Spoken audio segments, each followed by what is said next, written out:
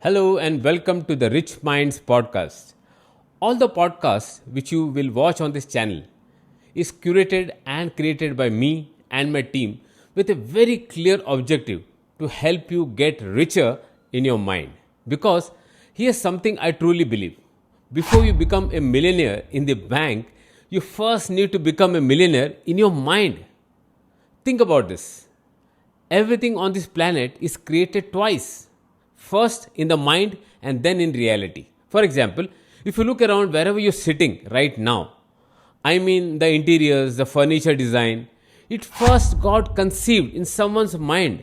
It may be you or your architect, but then it became a reality. And that's the law of this universe. So, if you are able to cultivate richness in your thoughts, be it money, health, relationship, career, or for that matter anything, trust me, it is only a matter of time before you see it manifesting in your real life. By the way, if you're watching me for the first time, my name is Ravi Nair and I am the creator of the Human Excellence Workshop at Rich Minds, and which recently got featured in the Forbes India magazine. On this podcast, you will see me in conversation with industry leaders and celebrities who are truly rich. And when I say that, I mean not only rich in regards to money, but rich in thinking, rich in attitude, rich in wisdom, and rich in life experiences. By the way, my first podcast was with Dr. Ravi Nair, the global ambassador of NASA. Many listeners have found it life transforming, and if you wish to watch, you will find a link in the description below. I will also be sharing solo podcasts like the one you're watching right now, which are reflections from my personal journey and from the many conversations I have had with leaders across different fields. Today's episode is very close to my heart and also incredibly powerful. In fact, my life changed completely when I understood this, and I genuinely believe it can create a shift for you too. I call it the fit in conspiracy. And if you enjoy this and don't want to miss future episodes, do like and subscribe. That will help the podcast reach more curious and ambitious minds like you.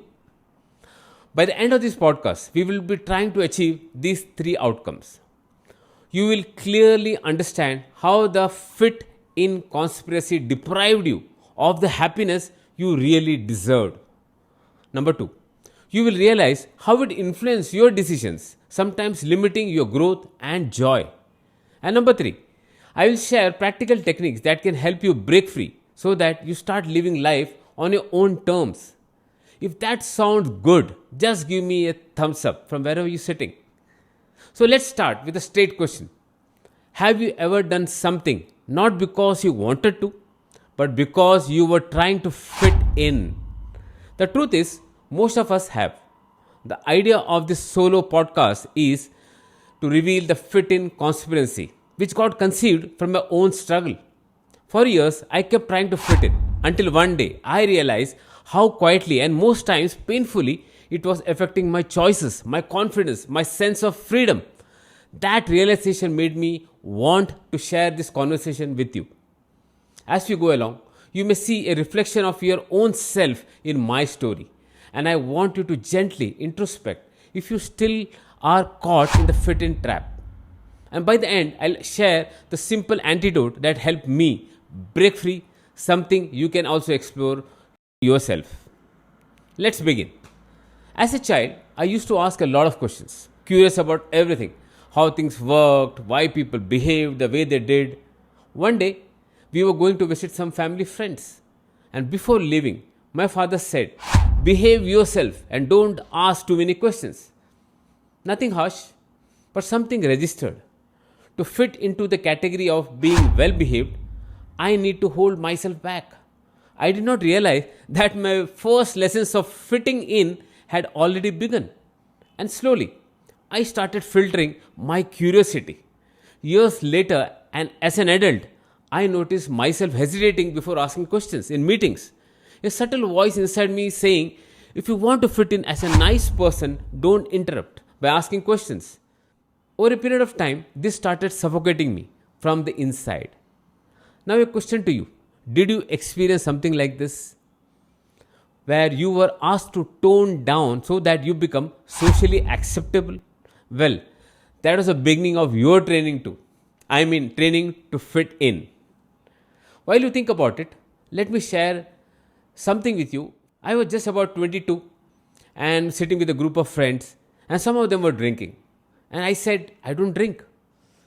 Some of them laughed and asked, are you a teetotaler? Grow up. Just like that, a label appeared. And to fit into that category of being grown up, I had my first sip. Not because I wanted to, but because I didn't want to feel left out, or if I may say, fit in. And that's how it begins. Small decisions made for acceptance. The important thing here is the consequence. When we repeatedly override our inner voice, we slowly lose clarity about what we truly prefer. External validation becomes louder than inner knowing. Now, if you don't mind, I would like to ask you, have you ever said yes simply to avoid being judged? Trust me, this goes much further than you can even imagine.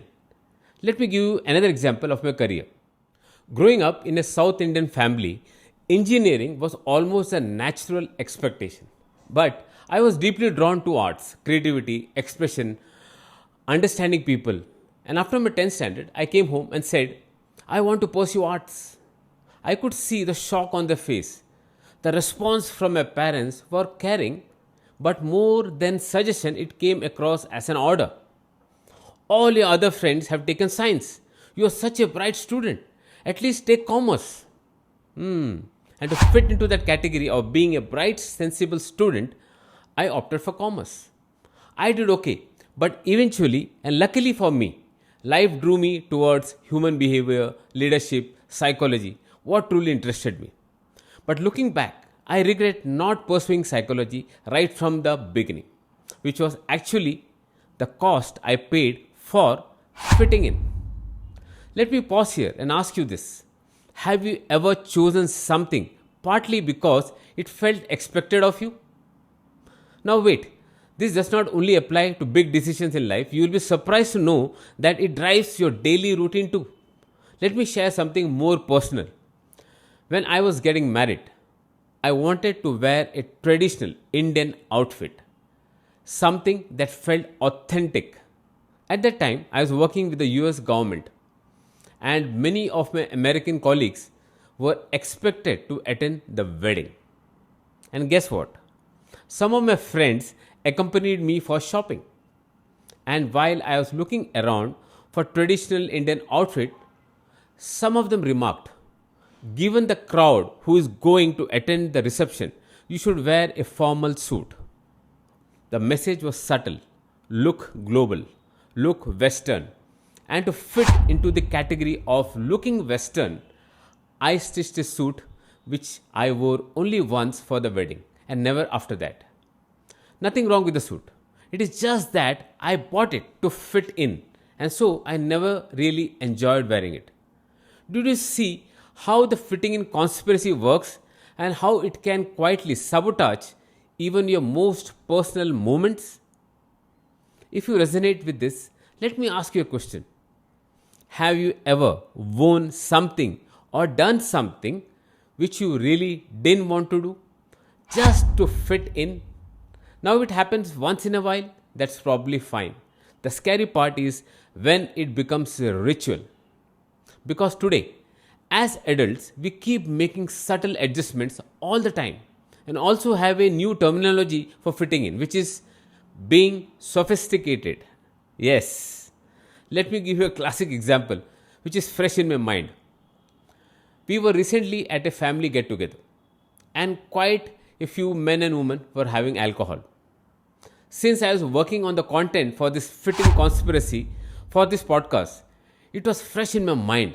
And so, out of curiosity, I asked one of the ladies how and when she started drinking. Her answer was very revealing. She said she never drank until she got married, because after that she started going to social gatherings with her husband. And over time, other ladies who say things like, women today are independent and have equal right to enjoy. Slowly, just to fit into that group of independent women, she picked up the habit. Now, just to be clear, there is absolutely nothing against women drinking. It's absolutely their personal choice, as it is for men. But this is what I found amusing and surprising at the same time. She never started drinking because she wanted to. She started because she wanted to fit in. In today's world, fitting in is referred to as being sophisticated, and sometimes we even bend the truth or lie to fit in. For example, if someone asks you, "Hey, were you at the concert last weekend?" Now, you didn't go because you were least interested in the concert. But just to be seen as relevant to this generation, you might say, "Oh, I was out of town, else I would never miss it." Are you getting it? Or imagine being in a meeting where everyone seems to agree with an idea which you are not fully convinced about. But you still nod because you don't want to appear difficult or rather fit in.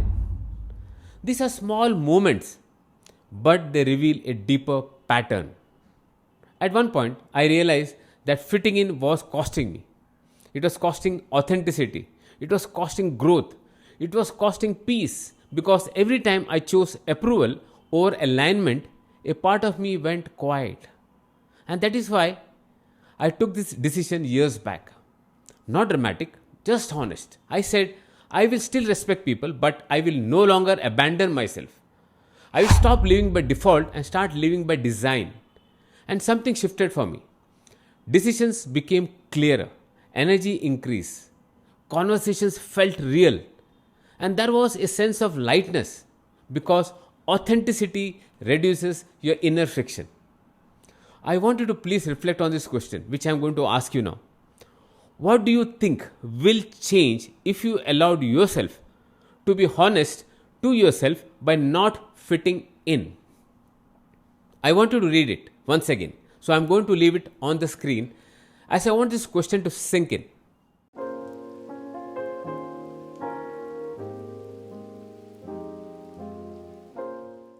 And the reason I did that is whenever you try to fit in, you compromise on your happiness. Because logically, you may want one thing, but subconsciously, you are programmed to seek acceptance. Yes, all the incidents which are narrated above from my life might sound trivial in nature, but as each of them occurred, subtly they got rooted in my subconscious mind and then started driving my life, making fitting in a default choice in my life, not an option anymore. And that was a real danger. One of the ways to break the fit in pattern is to not expect or force others to fit in. For example, if you're going out for some function or occasion and your wife asks you if a particular dress will look good for that occasion, just tell her wear whatever makes you happy. When you start giving others the power to make choices without fitting in, your mind registers and automatically allows you to live a life without fitting in. And if you are a parent, this is my question to you. Are we unintentionally teaching our children to fit in? When we say, what will people think? Are we nurturing confidence or fear? Just something to reflect on. So, as promised, I'm going to give you a few techniques which I use to break through the fitting in pattern. The first one, pause rule. Next time you are about to agree, pause. Say, let me think. Check, is this aligned or is it automatic? The second one, build your no muscle. Say no to one small thing this week. Notice how self respect grows quietly. Number 3, daily awareness. Every night before you sleep, ask yourself, where did I act honestly without fitting in and where did I seek approval? Remember, awareness is transformation. And finally, number 4, find your people. Be with those who allow you to be yourself. Belonging feels effortless. Remember, you were never meant to spend your life fitting in. You were meant to experience, express, and evolve. Because Peace doesn't come from being accepted everywhere, it comes from being aligned within. So, this week, notice one moment where you choose authenticity over approval. I want to thank you for spending this time with me, and do let me know your thoughts on the topic today, the fitting in conspiracy. And if you felt you have been a victim of this conspiracy, you can share your experience in the comments below. And don't forget to like and subscribe to the Rich Minds podcast. So until next time, stay aware, stay kind to yourself, and I'll see you soon.